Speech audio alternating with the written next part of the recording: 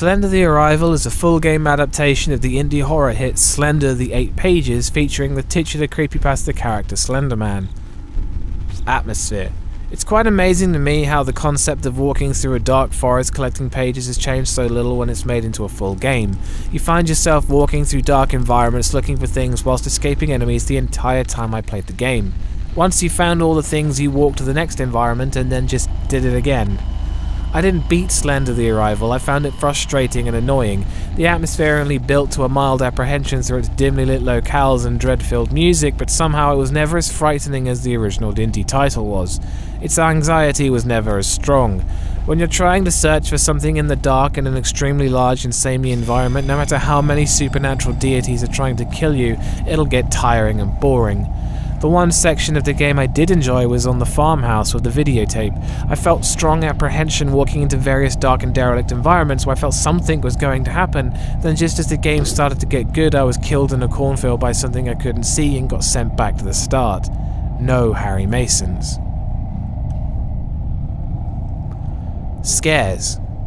Slender Man himself is about the only thing that makes the game scary, and his presence is nothing more than a randomly generated jump scare half the time. You turn around and suddenly he's there.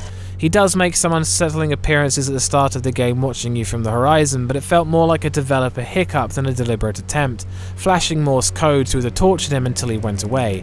I know what they were going for, but they did it many times where you turn and he's there and then vanishes.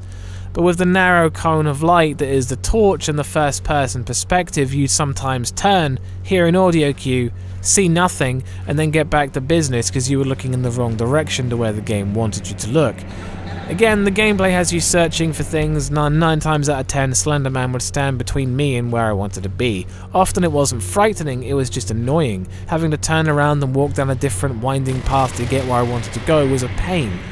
When his appearance did scare me, it felt cheap, with him appearing out of nowhere, causing his trademark visual distortions until you walked away or he killed you. The masked men that appeared throughout the game were again more irritating than scary, running up to you and grabbing you and then just running away, unless they did it 3 times and then for some arbitrary reason you just died. The only time I felt fear while playing the game was when Slender Man blocked one passage and a masked man blocked the other, and one pinned me to the floor attacking me and the other just watched, and then they both left. No Harry Masons. Sound design. The sounds of the previous game make a comeback, and the one part where the game literally repeats the events of the indie title near the start is where the music is at its best, with those slow thudding pulses and low rumbles that put you on edge.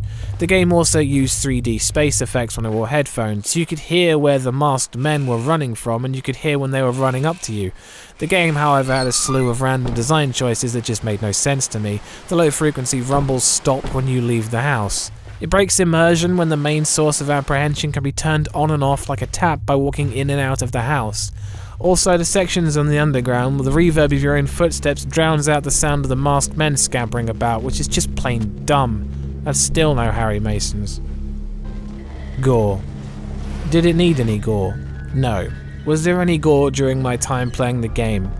No. That's one Harry Mason. Story. I don't know the story of Slender Man, I didn't read the creepypasta, and Slender the Arrival doesn't help you with this at all.